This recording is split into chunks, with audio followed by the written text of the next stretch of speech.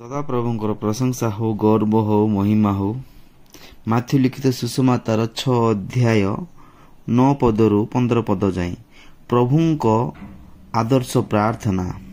ଅତଃ ତୁମେମାନେ ଏହି ପ୍ରକାର ପ୍ରାର୍ଥନା କର, ହେ ଆମମାନଙ୍କର ସ୍ୱର୍ଗସ୍ଥ ପିତା, ତୁମ ନାମ ପବିତ୍ର ବୋଲି ମାନ୍ୟ ହେଉ, ତୁମରି ରାଜ୍ୟ ଆସୁ, ଯେପରି ସ୍ୱର୍ଗରେ ସେପରି ପୃଥିବୀରେ ତୁମର ଇଚ୍ଛା ସଫଳ ହେଉ।